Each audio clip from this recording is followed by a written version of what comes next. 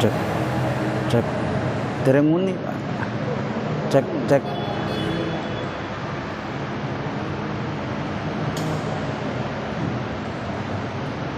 cek cek cek cek cek cek cek cek cek cek cek cek cek cek dereng dereng dereng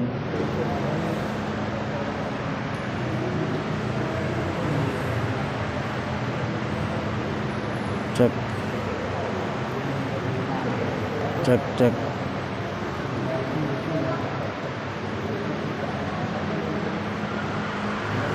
halo cek cek cek cek cek cek cek cek cek cek cek cek ya cek cek cek cek cek cek cek cek cek halo cek cek halo halo halo luha halo halo halo cek cek cek cek cek cek cek ini semuanya ini cek cek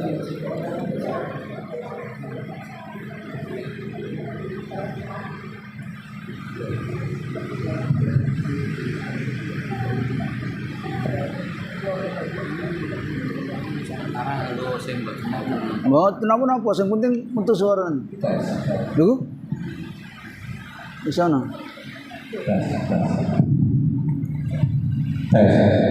lah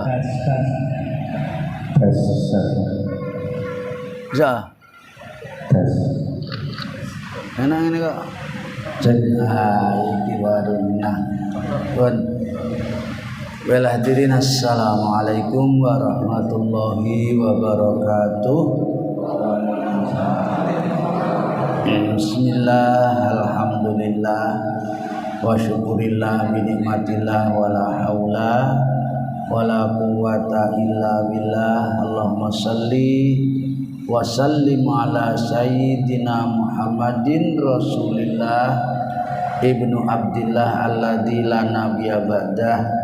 Qala ta'ala fi kitabil karim a'udzu billahi minasyaitonir rajim wa itta'addana rabbukum la in syakartum la azidannakum wa la in kafartum inna adzabi lasyadid. Wa qala a'udzu billahi minasyaitonir rajim yarfa'illahu alladziina amanu minkum walladziina utul ilma darajat. Wa qala Nabi sallallahu alaihi wasallam man salak masyaallah qiyamatusun man salaka tariqan yaltamis bihi ilman sahalallahu lahu tariqan ilal jannah. Sadaqallahu nadzim wa sadaqa nabiyul karim. Hadirin Bapak Ibu jamaah, puji syukur kita haturkan kehadirat Allah. Mudah-mudahan seluruh rangkaian ibadah kita, ibadah kula panjenengan tansah dipun ridani saha dipun tampi dening Allah taala, saged menghantarkan mangkin pada waktunya kundur datang ngersane Allah taala, mati dalam keadaan husnul khotimah. Amin ya rabbal alamin. Shalawat salam kita haturkan kepada baginda junjungan kita, panutan kita, Nabi Agung Muhammad sallallahu alaihi wasallam yang sudah banyak memberikan uswah, teladan, contoh-contoh kepada kita. Mudah-mudahan kita bisa mengamalkan sebaik-baiknya sesuai kemampuan kita, dan nanti pada saatnya kita dapat bertemu dengan beliau serta mendapatkan syafaatnya. Hadirin, kita lanjutkan taklim kita dalam waktu yang singkat ini, masuk bab baru, bab 143 tentang disunahkan musafahah. Kemarin sudah kita singgung, musafahah ini berjabat tangan.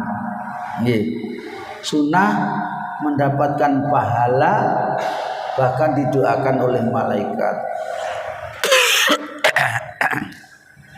Manjun sewu hadirin iki rada konslet kudu watuk. Disunahkan indal liqai, berjabat tangan itu apabila bertemu. Wa bisyasatil wajhi, dan disunahkan pula wajah yang berseri, wajah yang sumringah, wajah yang menyenangkan. Panjenengan tidak memberi apa-apa, memberi wajah yang berseri itu sudah sedekah nilainya, mendapat pahala lain atau orang Islam itu. Jadi itu aja usaha-usaha. Kemudian ini juga menerangkan nanti watak wiliyah dirojuli solih, sunnah mencium tangannya orang soleh, ustadz, kiai, nopo-nopo, orang tua, anak kepada orang tua sunnah, sunnah mencium tangan. Watak wili waladi, dan mencium anak kecil, syafakotan karena sayang. Wa mu'anaqatil qadami, dan berpelukan bagi orang yang sejenis yang lama berpisah. Misalnya biasanya diterapkan itu salah satu dari tanah suci, pulang haji, pulang umroh, terus bukan sekedar jabat tangan tapi juga rangkulan. Ini sunnah, tapi sejenis loh ya.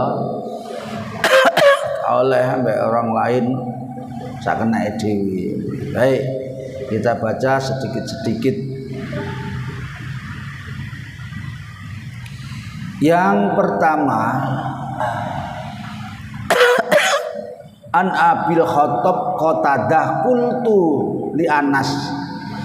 Abu Qatadah bertanya kepada Anas, akanatil musafahatu fi ashabi Rasulullah SAW. Qala Anas. Ini Abul Khattab Qatadah bertanya kepada Anas, apakah di zaman Nabi dulu, di zaman para sahabat itu juga sudah berlaku berjabat tangan?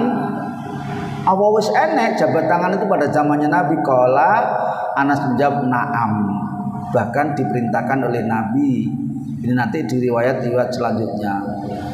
Kemudian yang kedua, yang pertama ini riwayatnya Imam Bukhari. Yang kedua, sebuah riwayat dari Anas lagi. Qala lamma ja'a al-Yaman, qala Rasulullah SAW, ketika penduduk Yaman datang ke Makkah, ke Madinah, itu Rasul bersabda kepada para sahabatnya, qad ja'akum ahlul Yaman, saiki wis teko orang-orang Yaman.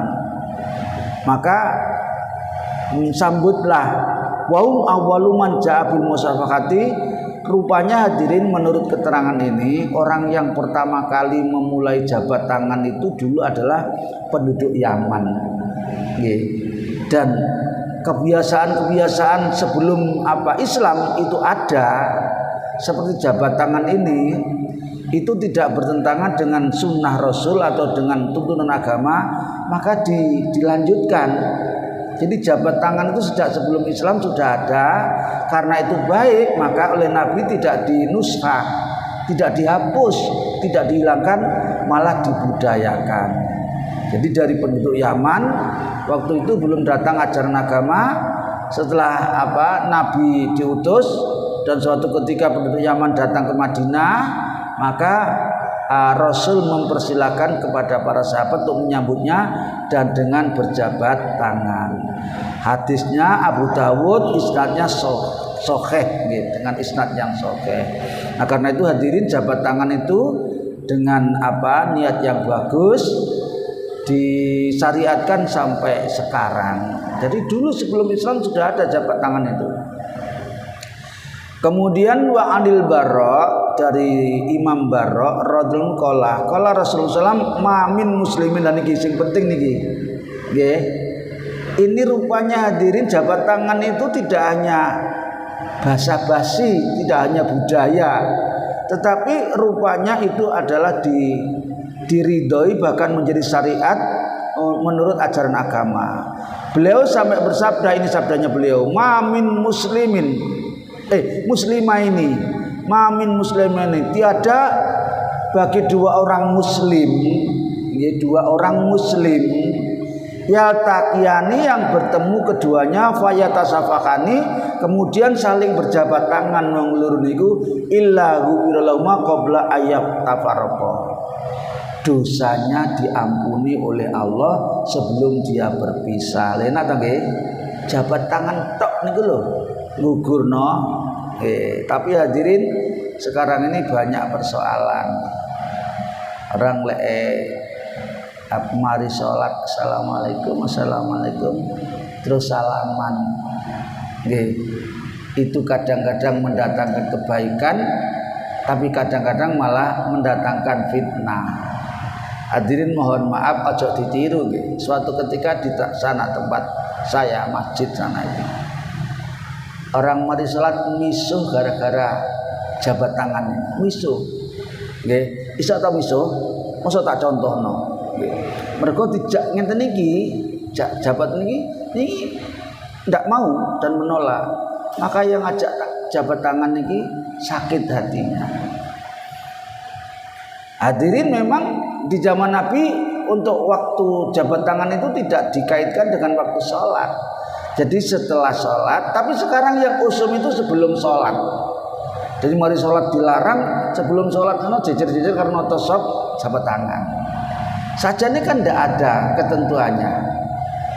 Nah hadirin, bagaimana menurut saya, menurut saya, supaya tidak menimbulkan fitnah, tidak menimbulkan persoalan kayak tadi itu, ora usah ngajak salaman nek mari sholat.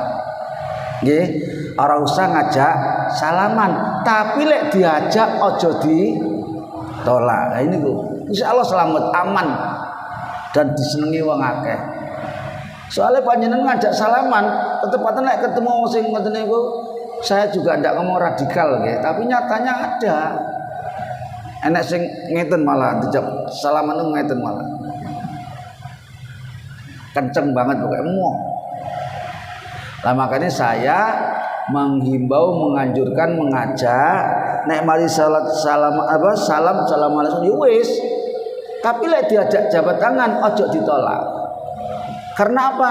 Lek dikaitkan dengan ini, jabat tangan ini diampuni dosanya oleh Allah Ta'ala sebelum dia berpisah. Coba enak toh bondo jabat tangan toh, tapi gini ku niatnya yang betul. Terus jangan kepada selain mahramnya. Ngawur ae pokoke salaman sajane lek ini diterapkan masya Allah luar biasa. Sampai dulu zaman ini dibudayakan oleh Nabi, ada sahabat hadirin. Kemarin sudah di bab salam ada sahabat itu yang setiap hari ke pasar, ora untuk blonjo, ora untuk jual beli, tapi sengaja hanya dia ingin bertemu dengan sesama muslim, salaman dan jabat tangan. Golek pahala hanya melalui itu. Jadi ke pasar bukan untuk apa-apa, tapi untuk ini. Karena jabat tangan itu selama dia belum berpisah diampuni dosanya oleh Allah Subhanahu wa taala. Maka hadirin, ketika panjenengan datang ke tempat tertentu, ke tempat kebaikan seperti ke masjid kayak gini, hadisnya yang jelas itu untuk sholat id. Sebetulnya bukan hanya sholat id, setiap sholat itu lek iso panjenengan tempat berangkatnya sama tempat pulangnya ini berbeda jalannya. Misalnya berangkatnya liwat kono Kebon Sari, mulai liwat Lumumba misalnya. Kenapa? Biar banyak sesama muslim yang ditemui, biar banyak mengucapkan salam, dan biar banyak berjabat tangan. Ini anjuran Nabi. Yang kedua, dengan melewati jalan yang lebih jauh, itu langkah kaki panjenengan semakin banyak. Karena apa? Karena langkah kaki kanan, setiap langkah kaki kanan itu mendatangkan nilai baik, pahala. dan setiap langkah kaki kiri menghapus kesalahan dan dosa. Enak tak nggih? Ya.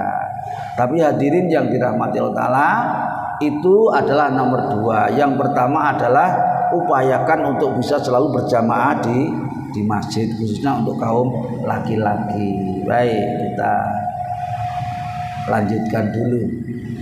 Yang keempat, sebuah riwayat dari sahabat Anas radhiyallahu qala rajulun ya Rasulullah.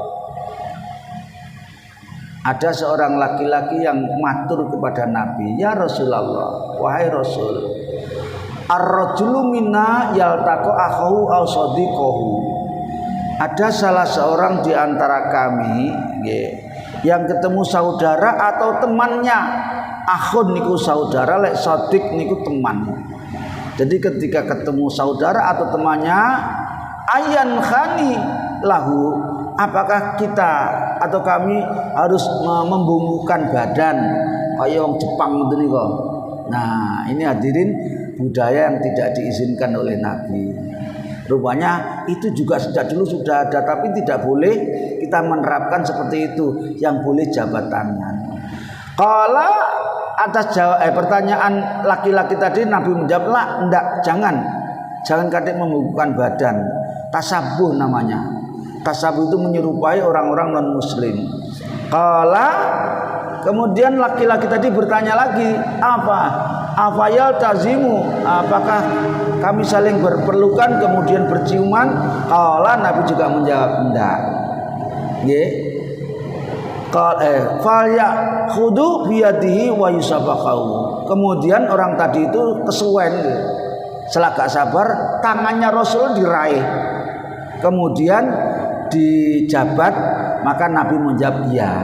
Jadi jabat tangan, lebih-lebih kalau orang tua, orang muda kepada orang tua, atau santri kepada kiainya, murid kepada gurunya, disunahkan sambil. Jadi boleh dicium tangan. Malah lek ten pondok niku hadirin. Nggih. Cium tangan itu mboten kene tok, ulak-walik.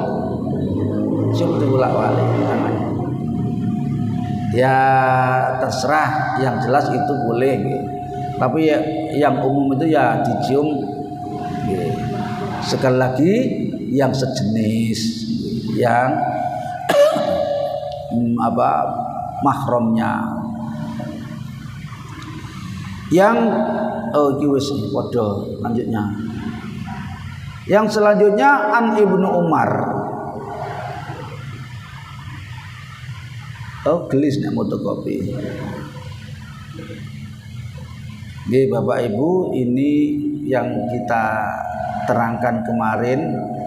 Ya nanti kalau diperlukan monggo dihafalno bacaan mau sholat dan sebelum salam.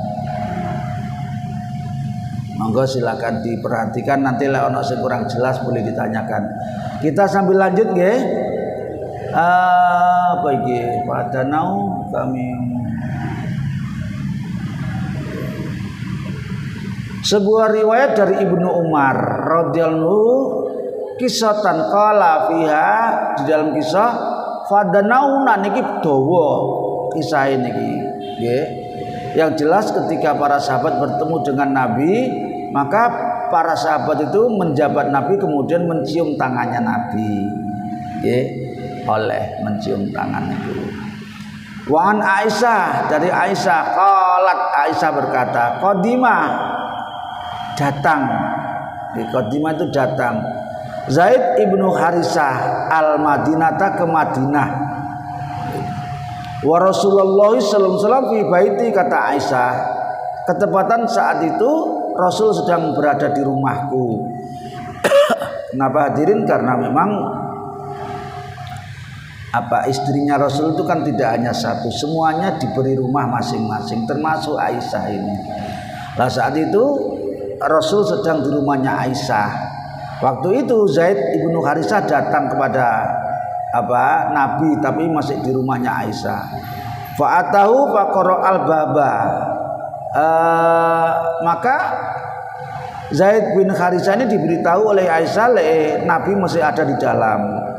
Faqara'a maka Zaid bin Haris ini mengetuk pintu.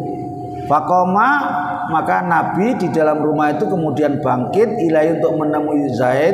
Oh ini kan Nabi. Ya juru saubahu wa taqonahu wa qabalahu. Maka kemudian Zaid ini menyingsingkan kainnya, kemudian menjabat Nabi dan mencium tangannya Nabi. Niki oleh nggih, niki gampang tapi berpahala, bernilai tinggi. Oleh karena itu jangan sampai kita bertemu. Tapi yang tulus nggih. Dulu itu ada orang salaman tapi melengos. Niku salaman mek digawe piye? Hatinya ndak sambung. Oleh karena itu ndak bagus kalau yang seperti itu. Masih ada, kita habiskan sekalian. Sebuah riwayat lagi dari Abu Dzar radhiyallahu anhu qala li Rasulullah sallallahu alaihi wasallam. Rasul pernah bersabda, kata Abu Dzar kepadaku. Rasul wanti-wantinya la tahqiranna minal ma'rufi syai'an. Jangan sekali-kali kamu sekalian mengabaikan kebaikan. Nggih, mengabaikan itu ya tidak memperhatikan nggih, mengabaikan nggih. Lawannya menghiraukan. Walau antalqa akhahu biwajhin thaliqin, sekalipun kamu bertemu dengan saudaramu dengan wajah yang ajir. Ajir niku napa bahasa Indonesia? Ya ceria pokoknya. Itu sedekah diri. Jadi dengan wajah ceria tok sudah sedekah. Oleh karena itu jangan sekali-kali meremehkan kebaikan, sekalipun banyak keterangan tentang ini, tentang apa? Jangan meremehkan kebaikan itu. Di antaranya ini, dulu sudah pernah ada sekalipun hanya bersedekah sesigare kurma. Karena adanya cuma itu. Jadi karena bisa cuma itu, ya ikulah lakonono. Ini sudah datang kebaikan. Juga ada dulunya lagi, nggih.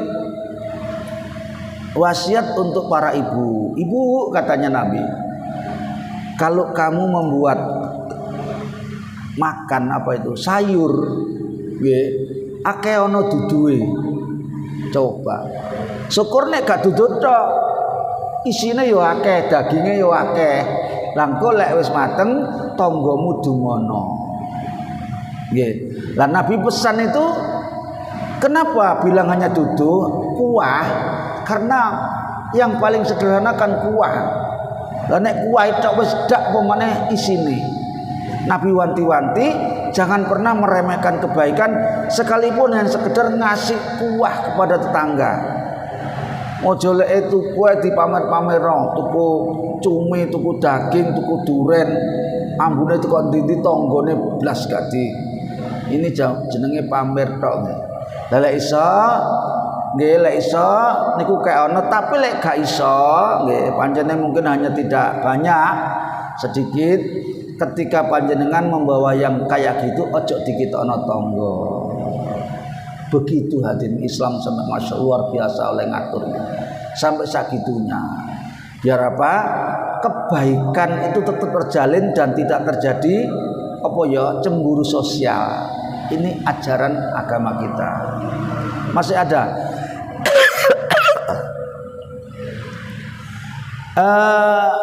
Ini tentang mencium anak kecil tadi itu. Sebuah riwayat dari sebagai Abu Hurairah radhiyallahu qala qabbala, nggih. Nek qabbala mencium, qabala ngoten tok gak tasdid niku menerima. Nek qabbala mencium. Mencium sapa sing mencium? An-Nabi sallallahu alaihi wasallam. Siapa yang dicium? Al Hasan ibnu Ali, cucunya. Nggih.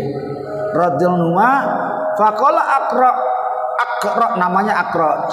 Saat itu ketika Nabi mencium Hasan ini tadi, Aqra salah seorang muslim waktu itu ada di dekatnya Nabi. Aqra bin Habis.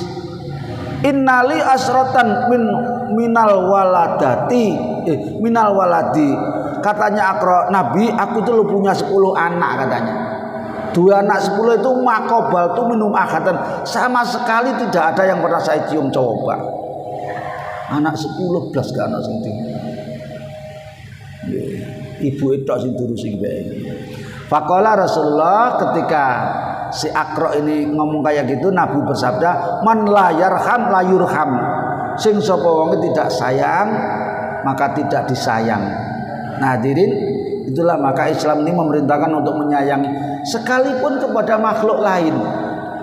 Nggih, lek iso semut sekalipun nggih, nek iso jangan dimatikan, malah dibela. Terutama hadirin, lek panjenengan terpaksa harus menyingkirkan atau mengusir binatang itu jangan pakai api. Jangan sekali-kali dibakar. Larangan Allah Ta'ala. Yang berhak menggunakan api seperti itu adalah yang menciptakan api. Nah, oleh karena itu terpaksa mungkin karena satu dan lain hal, jangan diobong, jangan dibakar. Ini larangan Allah Subhanahu wa Ta'ala. Silakan, karena menyiksa saja tidak boleh. Menyiksa, misalnya panjenengan nangkap seekor tikus, mari ngono disoki bensin, disumet diculno, nyiksa, dosa, nanti dituntut di akhirat. Lah kalau memakai api tadi itu dibakar lebih berat daripada nyiksa itu. Kalau terpaksa membunuh karena satu dan lain hal boleh. Misalnya ada ular, ada kalajengking, ada kelabang, itu kenapa? Apa sih lali aku apa? Di sini sekolah itu diurui lipan, nggih. Pokoknya kelabang ngoten mawon nggih.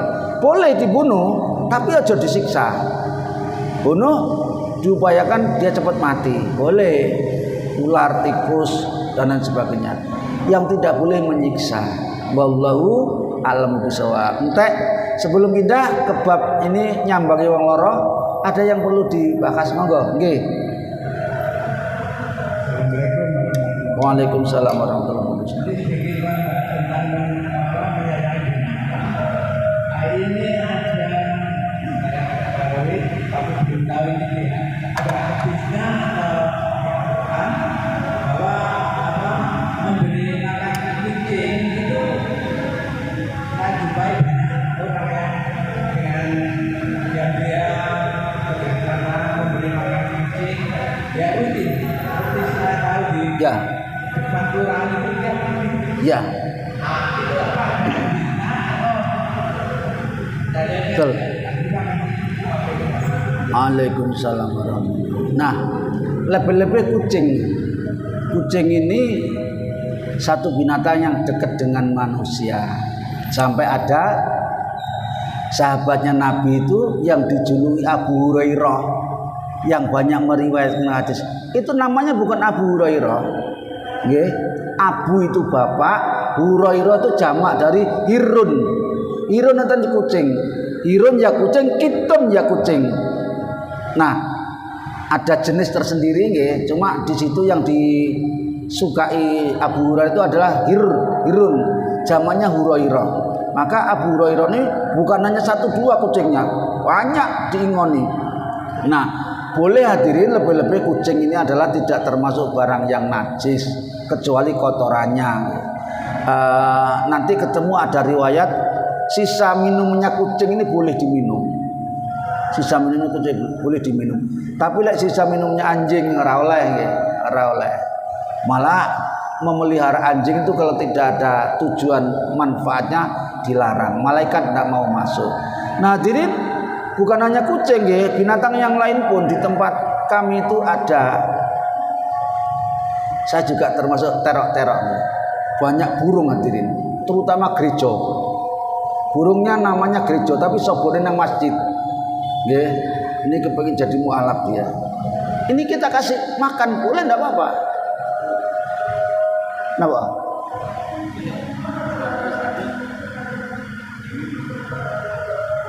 Lecet. Wis enak kok. Dan yang lain lagi. Saya pernah melihat seorang anak yang nangkep nyambe, panjang bersen nyambe, diikat, digeret-geret ada di sana. Saya larang, saya marahi.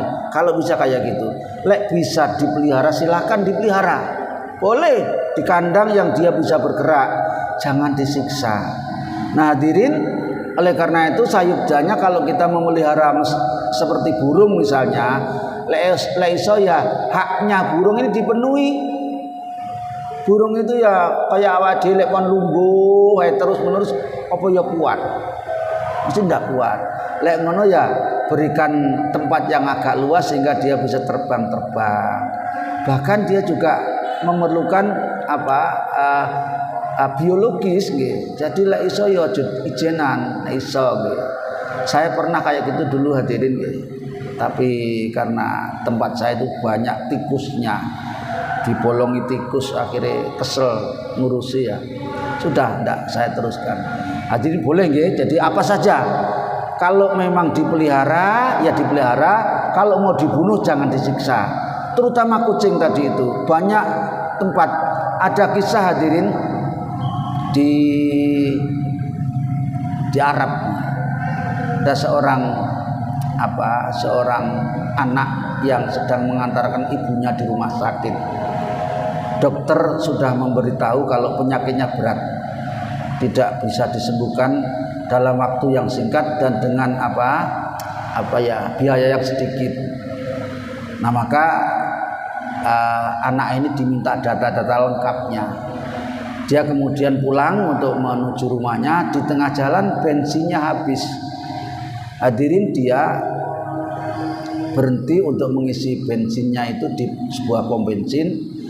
Dia melihat sekelompok kucing, maksudnya sekelompok itu kucing yang sedang yang ngeramut anaknya, itu kelihatan kelaparan. Dia belikan nasi bungkus itu lengkap dengan ikan-ikannya diberikan. Rupanya seneng banget. Hadirin, rupanya setelah dia melakukan itu, dia pulang mengambil data yang diminta dokter atau medis di rumah sakit itu, kemudian diserahkan. Setelah diserahkan di rumah sakit, disuruh nunggu paling banter 24 jam apa yang akan disampaikan oleh dokter. Hadirin, rupanya didiagnosa, diperiksa kembali berulang-ulang itu tadi yang diperkirakan menelan dana yang tidak sedikit dan waktu yang tidak singkat, rupanya hilang. Kemana itu? Mungkin Allah yang angkat penyakitnya berkat dia mengurusi kucing tadi itu. Nah, oleh karena itu melalui kesempatan gini, monggo sebuah riwayat hadis Nabi, Ar-Rahimu yarhamuhumur rahmanu, irhamu man fil ardi yarhamukum man fis sama, kata Nabi. Allah yang Maha Rahman Rahim itu menyayangi kepada orang yang suka menyayang. Karena itu sayangilah makhluk-makhluk yang ada di bumi. Sayangi. Sayangi itu bukan berarti tidak boleh membunuh. Boleh membunuh asal jangan disiksa. Nanti kalau kamu sudah bisa menyayangi makhluk yang ada di bumi, yarhamukum man fis sama, makhluk yang ada di langit, para malaikat yang tidak ngerti kita jumlahnya itu akan menyayangi dengan mendoakan kepada Allah Subhanahu wa taala. Ini hadis sahih. Oleh karena itu monggo kita saling menyayang. Ngaten nggih? Mpun enten malih? Ya, seenten monggo. Assalamualaikum. Waalaikumsalam warahmatullahi wabarakatuh. Ini salam jalannya berkebakaran. Ini kan saya bagaimana caranya supaya begini. Saya kan sering ada calon teman-teman, tapi anggapannya itu agak beda-beda. Ada yang menyenangkan, ada berpaling, ada yang semangat. Itu caranya gimana supaya ini ikhlas itu? Ya. Saya cuma ikhlas. Assalamualaikum warahmatullahi wabarakatuh. Bapak. Ya tadi itu kita kembali, kita tahu niat kita sendiri. Perkara yang nerima nanti penerimanya lain lagi, silakan. Yang penting niat kita baik. Beri salam, jabat tangan dengan tulus. Perkara kono ambil noleh, ambil melengos, ambil hati yang sudah silakan. Termasuk Bapak Ibu sekalian jamaah, kalau kita ketemu orang misalnya pas hari raya atau di luar hari raya, sengaja kita meminta maaf, mungkin kita pernah salah, dia tidak menerima misalnya, atau yang menerima tapi dalam hati yang tidak tulus, itu sudah gugur kewajiban kita. Dosa kita insya Allah sudah diampuni oleh Allah Ta'ala. sementara dia yang tidak mau memaafkan belum dapat ampunan dari Allah. Sing penting hati kita tulus. Ngoten nggih? Nggih. Memang salam itu ketoke sepele, kadang-kadang ora gampang. Kadang-kadang ada yang nerima tapi tidak sepenuh hati. Jobone tok, jerone gak. Ngoten nggih? Kalau ndak masih ada waktu. Kitabul Iyadatil Marid. Kitab menerangkan tentang nyambangi wong loro. Nggih. Watasi'a al-mayiti. Jadi ini bab ini akeh isinya nanti. Di antaranya adalah nyambangi wong loro, ngeterna wong mati, mayit, washolati alaihi dan mensolati, wa hudurid dafni wal maksi dan mendatangi pemakamannya, kemudian diam sejenak untuk mendoakan inda qabri ba'da dafnihi. Jadi ini kita sudah siap-siap ganti bab nyambangi wong loro sampai kematian, sampai sesudah mati. Kita masuk ke bab berikutnya 144 yaitu tentang nyambangi wong loro. Baik. Ini sudah saya garis-garis. Sebuah riwayat dari Imam Barra Ibnu Azib radhiyallahu qala amarona Rasulullah, ini bolak-balik hadirin sudah hafal kita. Nggih. Dan insya Allah kita sudah mengamalkannya.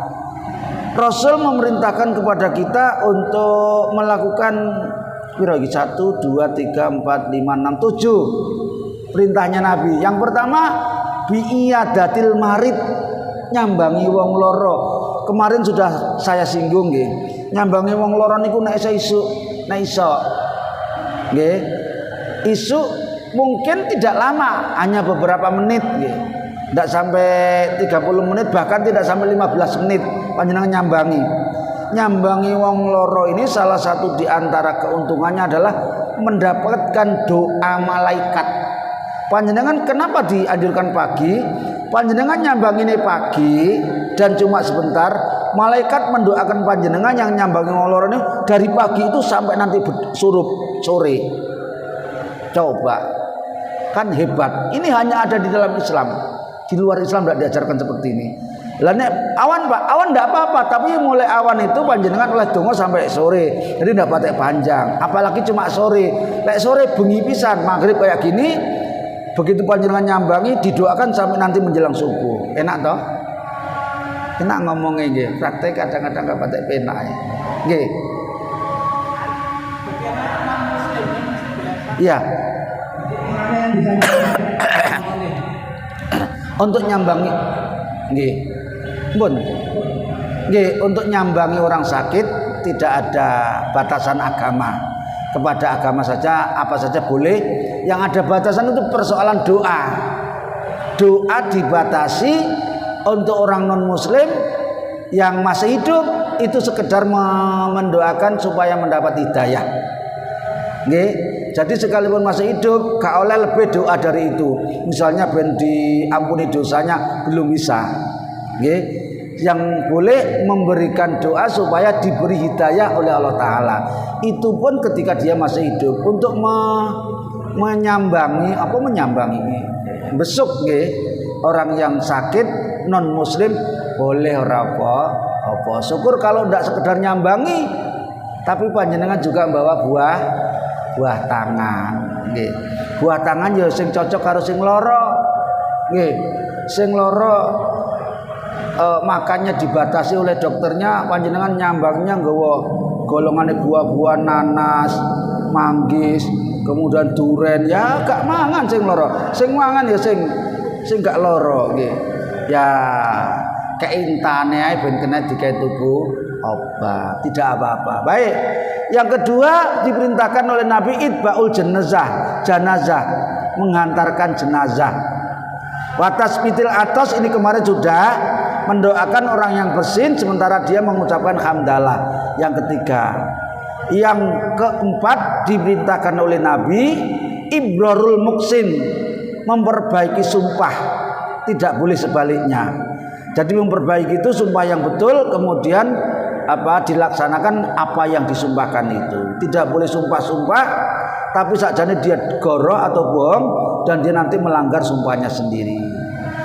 wan nasril madlum menolong orang yang mendolimi dan yang didolimi. Ini di riwayat tertentu nanti ketemu kita. Ada larangan Nabi kepada orang yang mendolimi dan berilah pertolongan kepada orang yang berbuat dolim itu. Sahabat bertanya, wahai Nabi, kalau menolong orang yang didolimi saya ngerti, kami ngerti. Orang yang didolimi itu ditolong. Tapi bagaimana caranya menolong orang yang mendolimi? Nah, caranya adalah supaya dia menghentikan perbuatan dolimnya. Itu menolong namanya. Karena dolim itu hadirin nanti balasannya jauh lebih besar daripada perbuatan dolim yang dia lakukan. Kalau dia banyak dan sering, nanti imbalan dosanya di akhirat semakin berat pula. Supaya tidak menerima akibat yang berat itu, maka ketika dia di dunia ini berbuat dolim, segera ditolong dengan cara dihentikannya. Benar. Yang keenam, wa ijabatid da'i, mengabulkan undangan. Undangan. Nah, karena itu hadirin nanti ada bab nggih. Bagaimana Pak kalau ndak diundang teko, delok-delok nggih. Delok-delok nggih. Nek wong lagi bersenang-senang iso ya aja. Tapi lek orang yang susah, sakit, kena musibah atau apalah ya, kayak yang saat ini sedang terjadi, sepur kok tabrakan, itu kan jelas yang kena musibah itu susahnya luar biasa. Panjenengan gak sangentene diundang, sambangi. Tapi lek kene lek ning gone Bandung kono ya piye lek nyambangi. Doakan saja. Yang ketujuh, ifsa'us salam, menebarkan dan membudayakan salam. Kemarin sudah kita bahas aturan salam kepada seagama, tidak boleh kepada orang di luar agama, karena salam isinya doa. Tasik enten waktunya? Tasik ditambah. Yang kedua, sebuah riwayat dari Abu Hurairah radhiyallahu anhu, Rasulullah SAW Rasul bersabda, hakul muslim ala muslim kodo khamsun. Kodo kali niki ojane, cuma niki ada tambahan urayanya. Kewajiban orang muslim kepada orang muslim yang lain 5, sama dengan haknya orang muslim dari orang muslim yang lain juga 5. Yang pertama, rudus salam, menjawab salam wajib. Yang memberi salam sunnah, tapi yang menjawab wajib, dengan ketentuan seperti kemarin itu, laisa, lebih banyak, lebih panjang, lebih lengkap daripada salam yang diberikan oleh orang lain kepada kita. Yang kedua, iyadatul marid, nyambangi wong loro. Itba'ul janazah, yang ketiga mengantarkan jenazah. Wa ijabatu dakwati, memenuhi undangan. Wa tasmitul asad. Atas hadirin ini tadi di sini ada apa ini mau? Kaono nggih. Nanti kita ketemu. Itba'ul janazah ini ada rangkaiannya dengan mensolati jenazah. Karena di zaman Nabi bahwa mengantarkan jenazah itu tidak seperti saat ini di tempat kita ini. Lek adono kan pakai ambulan nggih. Zaman Nabi ndak, dipikul, digotong. Sebelum diantarkan ke makam ini, disolati lebih dahulu. Nah, ketika proses pelaksanaan sholat ini iso diupayakan kita ikut hadirin. Nggih. Nabi bersabda, man syahidal janazata nggih fa shalla alaihi falahu qiratun. Barang siapa yang menemukan jenazah, ketemu dengan jenazah, ada orang yang mati, kemudian jenazah itu sedang sholati, maka manakala dia ikut, dia mendapatkan 1 qirat. Dilanjutkan, barang siapa yang kemudian mengantarkan sampai ke tempat kuburannya, falahu qiratani, dia mendapatkan 2 qirat. Qirat-qirat itu kita tidak paham, nggih. Maka suatu ketika sahabat tanya, apa Rasulullah SAW qirat itu? Qirat itu adalah ukuran pahala yang sangat besar, sebesar gunung yang paling besar. Insya Allah kita lanjutkan besok karena waktunya sudah habis. mohon maaf, mudah-mudahan dibarengi hidayah Allah taala. Kita akhiri subhanakallahumma wa bihamdika asyhadu an la ilaha illa anta astaghfiruka wa atubu ilaik. Wassalamualaikum warahmatullahi wabarakatuh.